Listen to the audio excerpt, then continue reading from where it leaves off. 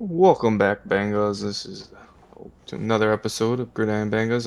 This is the second part, so if you haven't checked out our Thanksgiving and Black Friday games, check those out on the YouTube channel. We'll be going over this Sunday's games and starting off with the Buccaneers and the Colts, with the Colts taking the dub in this one, 27-20. I believe I'm the only one that took the Colts in this one, so I'll take this one.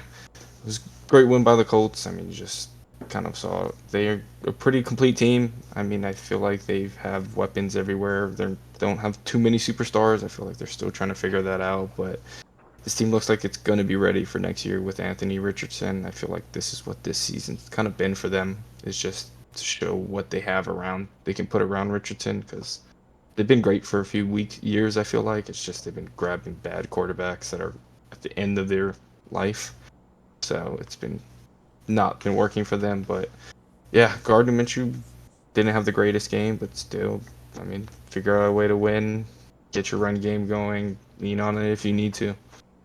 Uh, yeah, got anything to add to this one? Yeah, no. I mean, just Jonathan Taylor kind of led the way. And yeah, Baker Mayfield, he didn't have a horrible game, had that one pick, but yeah, just playing from behind. Um, and like you said, Colts are a decent team. Just got to find that QB piece, and hopefully next year we'll see Anthony Richardson, like you said. I think they definitely need to figure out a way to prevent him from putting himself in injuries, situations where he's going to get hurt, because that's really what got him this year. Was just him running too much and putting himself in harm's way. Rookie quarterback, definitely not what you want to see.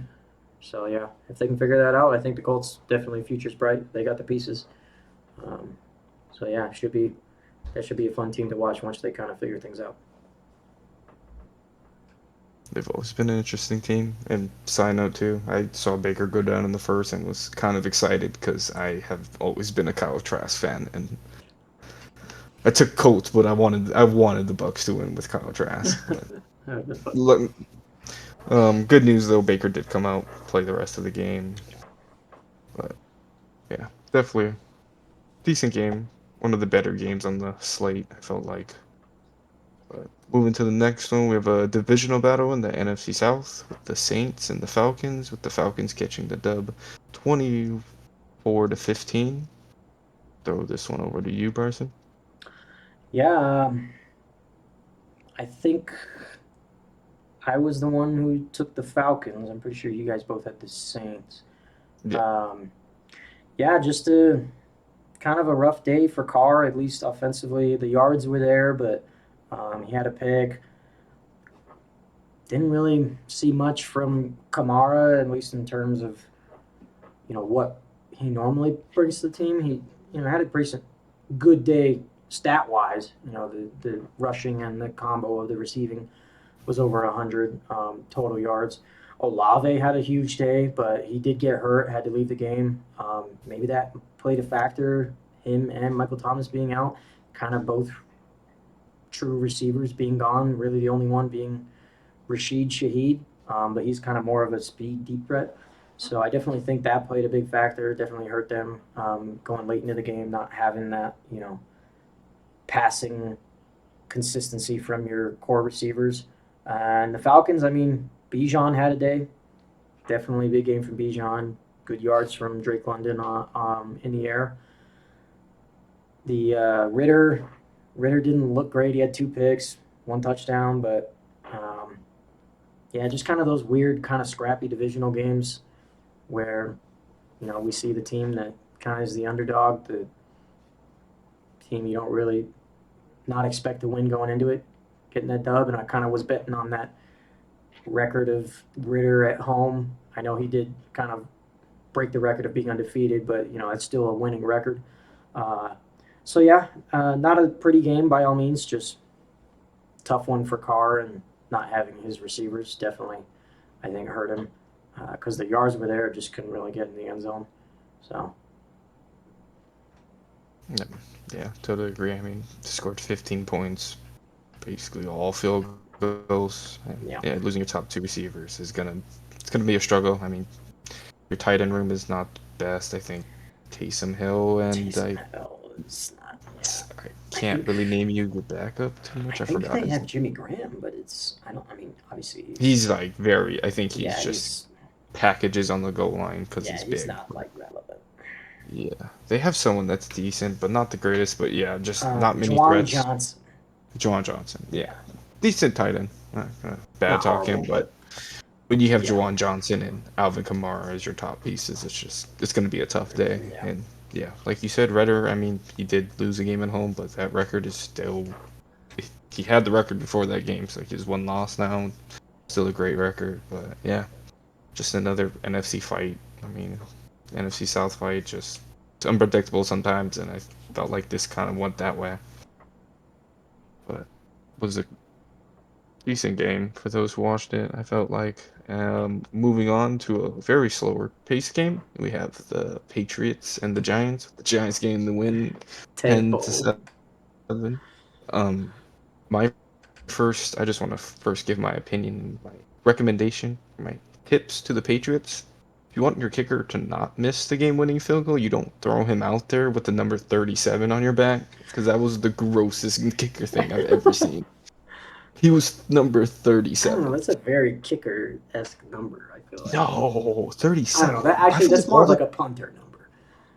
yeah, a punter. That makes sense. You don't need Yeah. swag. You need swag to win these games when it kicks. And he came out with 37, and I was like, this ain't happening. This ain't happening. Oh man, where did he But kick it yeah, from? How many yards it was out? not far. I think it was like a 30-yarder. It was a super Really? short one. Wow, that's geesh. Yeah. But, That's tough. well, yeah. Wasn't a great day for either offense. Been Chad kind of the Riley. case. These Giants. Never heard of him. Yeah. But not great offenses on either side. I, it's hard to judge the defenses on these performances. Were they good or was it just how bad the offense Yeah, it was? was just the bad offense. Yeah. The only news I can really think of from this game is Bailey Zappi did go in over Mac Jones. Yeah. Didn't do anything with that. I think he threw a pick as well on Hmm. top of what Mac Jones did. So got the midfield goal range. Just unfortunate kick, barely missed. And yeah, you're probably happier as a Patriots fan for losing this one because you you got no QB, and this is the QB draft. So Yeah. congrats on the Patriots, Giants. I still don't know what you're doing, but congrats on the win. Yeah. So I think you got nothing on that. I mean, I was just gonna say, yeah. I mean, it definitely wasn't defensive game. It was just really bad offense. I mean, DeVito, no picks, touchdown. When you're playing against the Patriots, it's basically a recipe for a win, for a victory. Um, but if you look at the stats, the Giants gave up more sacks. Um, the Patriots had more time of possession. The only thing that hurt them was the interceptions. So, I mean, really, if they just somehow find a way to clean up these games where Mac's not throwing two picks and then Bailey comes in and throws another pick, um, they probably could have won this one. I mean, the stats definitely show that they were, dominating yards, time of possession, sacks, but the three picks kind of just took them out of the game. I feel like at this point, yeah, it's just kind of a rebuild. Shoot for a quarterback in the draft. You're probably losing Bill Belichick at the end of the year. Um, going to be basically a whole new coaching staff. Um, and yeah, it's a QB draft. You're probably looking for a QB in that first round. At this point, I'd like to see a game where Bailey Zapp starts and to see how he does because it seems like back to back games I've seen Mac Jones starts, throws two picks, they bring in Zapp, and then he throws a pick as well. So it's not like it's any better than it was with Mackin. So I'd like to see where Zappy starts instead of coming in to clean up Mac's mess and having to play, in shitty situations where, it doesn't surprise me where he throws a pick. Maybe he doesn't throw one if he gets to start and he doesn't have to play cleaning up after Mac. So I'd like to see that from the Patriots. At this point, what do you have to lose? Because, I mean, I don't think you're going to win games with Zappy either way. I I keep mixing up. I say Zap once and I say Zappy the next time. I don't even know what it is actually, but whatever, Zap. Doesn't matter. So, I mean, what's going to hurt you to just throw Zap out there as a starter just to kind of see what it looks like. I definitely think you're still looking to draft, even if he does somehow look phenomenal. But yeah, it's definitely a done season for the Patriots. No point in even fighting for wins at this point. Just take the full tank, take the draft capital, shoot for a QB. Yeah, totally agree. Can't lose the turnover battle. It's usually don't end up on top, and Yeah, yeah, yeah. Patriots You are take away definitely those going to three be in rebuild. picks. You take away those 3 picks, they probably could have won this one. Ramondre Stevenson had himself a day. Yeah, Ramondre went off, Yeah, and probably the they only had guy that six really moved the sacks ball. to Giants only got 2, but they got 6 sacks on DeVito, and somehow the Patriots or the Giants still win. But yeah, I mean, definitely sucks your field goal. Your kicker misses a field goal to send you to overtime, but shouldn't have been in that situation in the first place. Totally agree. Well, I'll wrap up with that game. We'll move on to the next one. We got the Panthers and the Titans. I was about to say divisional, but that is not divisional. But the Titans get the win, 17-10. Will Levis wins the battle of the rookie QBs. Throw this one over to you. I know you're a fan of the rookies this year. Yeah, I was. I had the Panthers in this one. I thought it was going to be, a decent matchup for Bryce Young. Couldn't really get much going. He got sacked 4 times. I'm not sure who had the fumble, but they did have a turnover with a fumble. Uh, yeah, they didn't really get much going. Chuba Hubbard had a touchdown. Young couldn't really get much going in the air. Just above 50% completion, below 200 yards, and yeah, just one of those weird games of the rookie quarterbacks matched up. Because by all means, Will Levis didn't have a good day either. Kind of worse than Bryce Young, but Derrick Henry just kind of carried the load, had 2 touchdowns, and yeah, not much to talk about this one. I don't really have much other than the fact that the Panthers are just rough right now. They definitely gotta find some some studs in the draft because they need skilled players for sure. Yeah, I'm definitely with you. This looks like a battle of rookie QBs. I mean, they had pretty almost identical stats, at least yardage wise, attempts, pretty much across the board. It's pretty identical. It wasn't Yeah, real anything. close. Oh, yeah, will blow your mind. And like I said, I thought Will Levis had the better supporting cast, and I think the reason they won this game was Derrick Henry just Yep. had a better day. 2 touchdowns was pretty much all you needed from him to win this game. So yeah, just Bryce Young and Will Levis just got to figure out how to be more consistent. I mean, at least from Will Levis, we've seen what he can do. I'm questionable about how that week, his first week with D Hop, I can't remember who it is against, but felt like he Um, hasn't shown too much like that. It was a few weeks ago. was it? I don't know if it wasn't the Cardinals. I don't think. I don't think they played this It year. wasn't. Oh, it was the Falcons. Falcons. Falcons. It was, yeah, It was it one of was the D Hop bird on teams. AJ. I was like, who is it?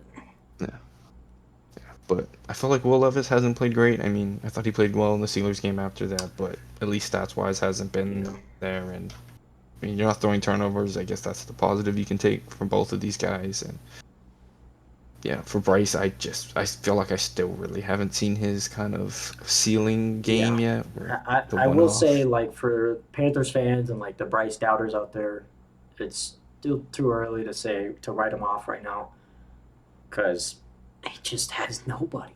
I mean, like, Adam Thielen as your receiver one is not like gonna help your case for being able to bring out your full potential. Um, so, and yeah, and that offensive line is just abysmal.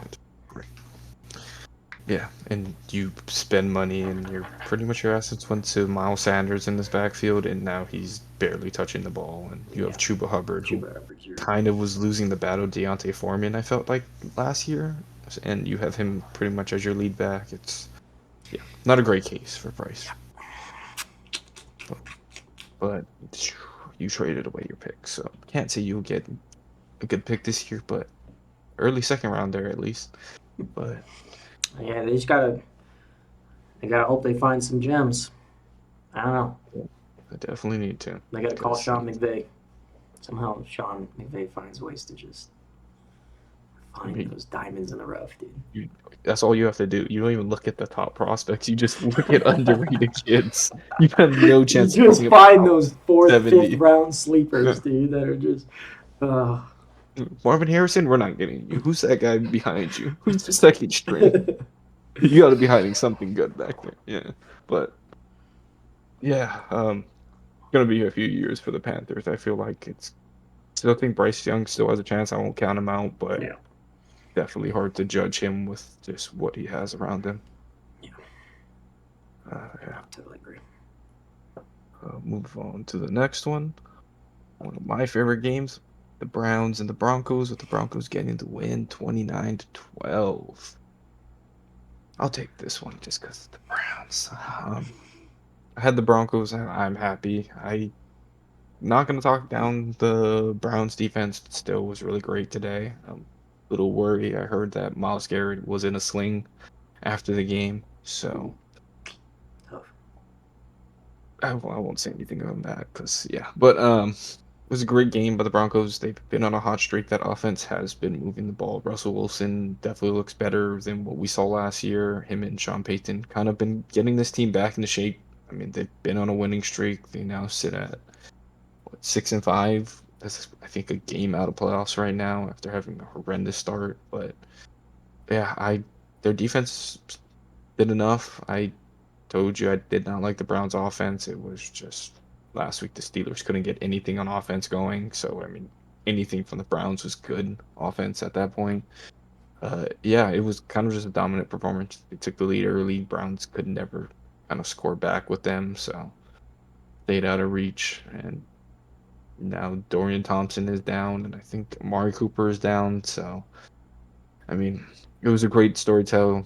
You guys lost a lot of pieces, though. It's going to be hard for you to keep up with this race. I don't know what their schedule looks like going forward, but it's definitely going to be hard for the next few weeks. Just, I mean, pretty much what, four starters on offense now around there. Watson, Cooper. I don't know how long Cooper's out. Backup Yeah, I quarterback haven't seen anything on Bell's Cooper. out. And then if Garrett's not ready to go, yeah, that's a rough week for the Browns, but great one for the Broncos, keeping it strong. Still making that playoff push. Yeah, I don't got much for this one. Just wanted to kind of touch on, yeah, Thompson Robinson left the game, concussion. Um, Walker came in. I mean, I don't think if Thompson stays in would have made big a difference, but definitely hurts kind of having that. Um, I mean, he was playing pretty decent. I think at least the stat line before he went out, he looked okay. He had a touchdown, okay yards, um, but no turnovers, and that's really all you can ask for from a rookie quarterback. Uh, but yeah, tough one.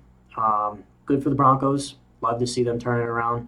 One of those teams that just you know never expected them to be this bad at the beginning of the year, and they've somehow found a way to kind of figure things out. Yeah, some of their wins have been real close, but at the end of the day, a win's a win. And then yeah, Miles Garrett. The only thing I'm seeing is that he said he felt a pop, so um, we'll see kind of after tomorrow, maybe Tuesday after they run some tests, what happened in that shoulder. But I wouldn't be surprised. I don't know. It depends on the severity of it if he just plays through it. Um, but I think it'll depend on how bad it is. If it's just something light that would put him out for maybe a week or two, I feel he plays through it. But if it's something, obviously it's tough. I don't know. This late in the season, I don't know if he goes on IR if it is bad, but we'll see. Yeah, but tough one for the Browns. But I think going into this, Broncos had all the momentum. Kind of not surprising. But yeah, not much else to say.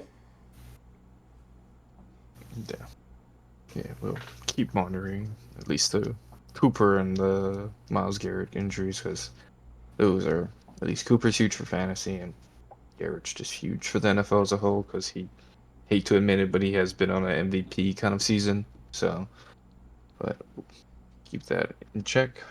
We'll move on to the next game. another divisional game we have here with the Chiefs taking out the Raiders 31-17. Throw this one over to you.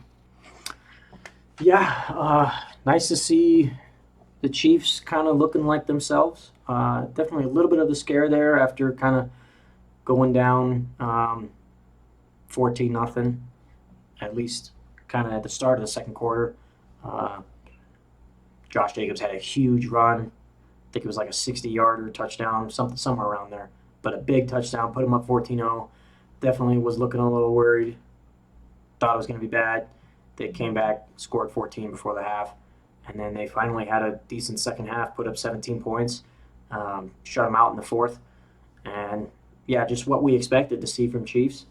I think going forward, we might see some more incorporation of Rashee Rice. He had a huge day, 107 yards, touchdown. Travis Kelsey put up Travis Kelsey numbers, 90 yards. Didn't have a touchdown, but the yardage was there. And yeah, just kind of a good bounce back game, especially after tough loss to the Eagles. Tough drops by the receivers, and it was nice to see the rookie Rice kind of step up, have himself a day. So I feel like we might see a little more incorporation of him. I think the connection and the trust is there with him and Mahomes. Um, on the other side, Valdez Scanting kind of was non-existent that game. Um, but no one to really blame but himself. Just has a track record of dropping passes. Same issue with Aaron Rodgers in Green Bay, and it seems to continue with Mahomes in Kansas City. And can't blame anyone but himself when you have two of the arguably greatest quarterbacks to ever play the game, and you're dropping bombs and you know in your pocket, like in your hands, balls that you're gonna get you're going to lose playing time. You're not going to see targets. And when you got a young rookie like Rice stepping up, that's you're gonna lose playing time. And so hopefully we'll see going forward some more incorporation of that young receiver tandem combo with Rice and Sky Moore, kind of in his second year, had an okay game, but yeah, we know what the Chiefs' defense, best defense they've had this year, and yeah, division matchup, definitely one.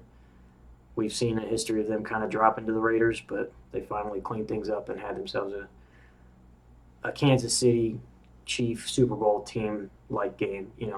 What we've seen from them last year. They're finally had a game like that this year. Definitely a bounce back from the Eagles, so good for them. Hopefully, we'll see that offense start to improve those second half points because right now they look like they're contenders, lock-ins in the AFC with all the injuries kind of impacting AFC. And right now, the only real threat they have are the Ravens. But we know the Ravens' history in the playoffs, so this is kind of their conference to lose right now, and they got a pretty easy schedule the rest of the year. So yeah, just normal game between these two teams. I feel like for some reason the Raiders just know how to play the Chiefs. Just always, I mean, they don't always get wins, but these teams never look even close in skill and talent wise, and it's always, at least most of the game will be a fight. But yeah, maybe if it was Kansas City Jimmy cleans G, it up. What? so maybe if it was Jimmy G, maybe they would have won. They might have. I don't know. I think the culture change came with the switching of Jimmy G. I don't know. O'Connell had a good day though. O'Connell, yeah, he's been looking decent. He's been, I feel like, looking one of the better backup QBs that's been put in Yeah, for mid-season, sure. at least like up there. But yeah, was a good story for the Raiders, at least for the first half. It looked good, um, It looked bad. but yeah, and it just looked bad. But we're not expecting much from you guys. I mean, you guys have been playing better than we expected these last few weeks. So, I mean, they got talent. Hopefully, they can figure out what it is next year and be more competitive, at least from the start. For the Chiefs, Rashee Rice did have a day. This defense doesn't scare me, though. I won't bet on Rashee Rice. I like him. I thought he's been building that connection with Patrick Mahomes, but I still, like I said, kind of this whole season, I felt like they needed that veteran receiver that you can rely on because I like Rashee Rice, but if your Super Bowl hopes are your one receiver is going to be Rashee Rice, it's not what I would like to bet on. And Scantling, he's like the top 10 player on the Chiefs for like at least getting paid, and he just does looks like one of the worst. He's one of their bad contracts. But yeah, I mean, Chiefs are still in the driver's seat like they are every year, but it's getting down to the wire. They haven't separated themselves yet, at least from the Ravens, and I can even say the Jaguars. I think a game behind or the same Yeah, they're record. One, they're creeping up. Yep. but yeah, this AFC's kind of open for once. I think. I don't know. They just haven't looked like the dominant Chiefs they've kind of looked like in the past few years. Patrick Mahomes still doing Patrick Mahomes thing, just not on as a consistent basis as we're used to it. But we still got playoffs. We all know what he does there, so never gonna count them out. Yep. But yeah, great win. And that'll move us to our final game, which I can say either is the game of the week or runner-up at least. Runner With up the probably. Yeah, we're thinking runner-up with the AFC South battle between the Jaguars and the Texans, with Trevor Lawrence getting the division win, tying up the series 24-21. I'll let you start this since you're a Stroud fan. Yeah, this one was a tough one for me. I think Shroud, I gotta say, was the better QB this game. Um, Lawrence did have just a little bit more yards than him, um, but Shroud had two passing, one rushing touchdown. Lawrence had one passing, one rushing, um, and then a pick.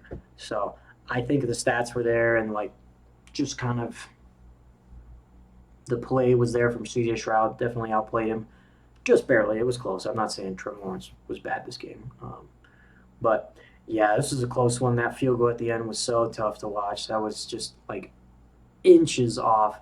I don't know if you saw it, but just barely. The accuracy was there, just the distance didn't make it. Hit the goalpost right dead center on like where the camera is, and just bounced off.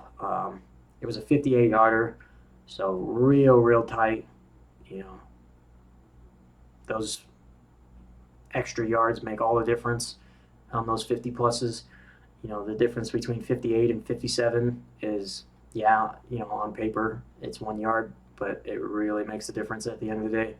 Um, but yeah, I can't knock CJ Stroud for this one. I think he balled out. I think he, you know, did what he was supposed to do. I think the running game just kind of hurt them. They had no running game. I think they definitely look better when Singletary or, you know, Damian Pierce. Lately it's been Singletary.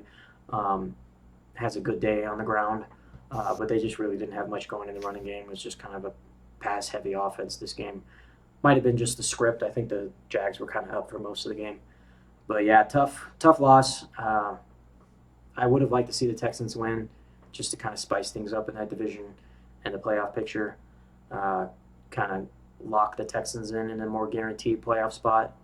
I still think they make it, but yeah, just real tough to watch as a Texans fan to kind of lose that way. I think if this one goes to overtime, we've seen what CJ Stroud does and those, you know, kind of comeback moments, that comeback situation to, you know, lead a winning drive. Yeah, he technically didn't get them into great field goal range, but you know, close enough to where the kicker just barely missed. But yeah, tough loss to lose like that. Yeah, it was definitely a tough one. I mean, I don't even think you needed an extra yard on that, maybe half a yard, just I mean, enough to get over that bump. a yard And makes a oh, difference at the end of the day. Half a yeah, yard, yeah. So he was solid. I mean, straight down the middle, pretty much. yeah, But yeah, it was perfect down the middle. yeah, it's tough. Tough loss for Texans fans.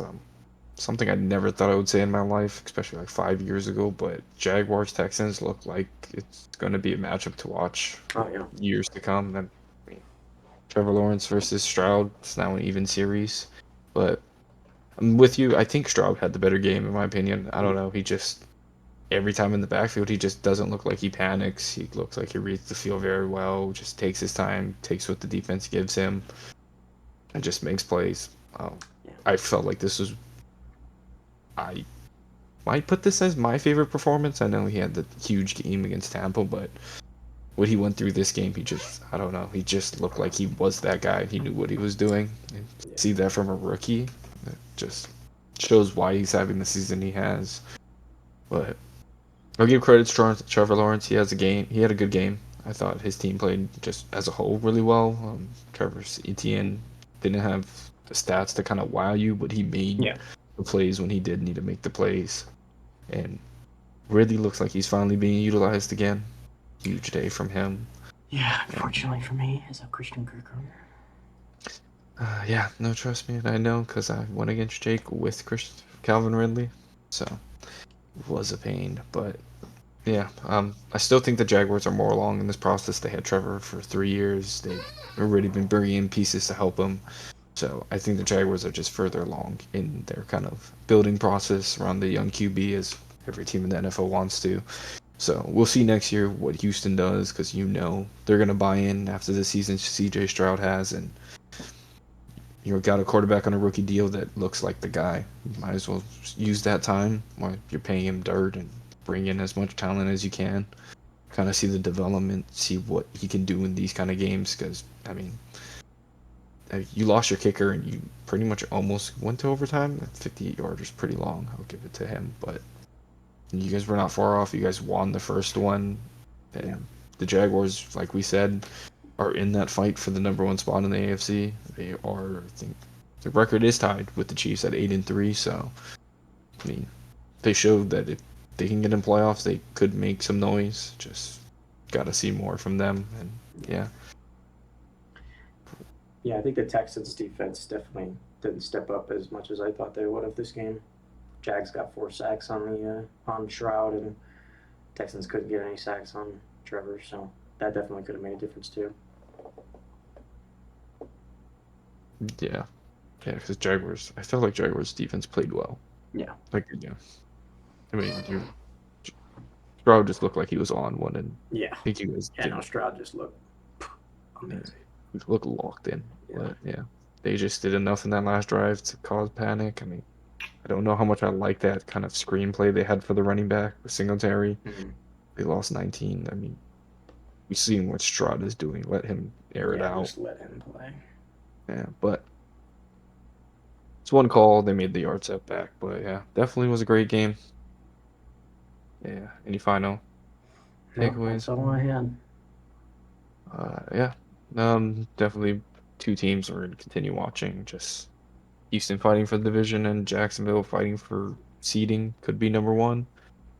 See how the season goes, but definitely a matchup to watch for the next few years. Two young quarterbacks dueling it out. But yeah, that will wrap up this video of our Sunday kind of wrap up summaries. But catch us on the next video. We'll be going over our teams, and even though Jake's not here, we will also be including Eagles because that Yeah. was the Too game of good the of a week, game to in not our talk about opinion. it. Yeah, so we'll miss that, and we'll catch Jake's thoughts on it when he gets back. But yeah, um, get you on the next video. Hoots.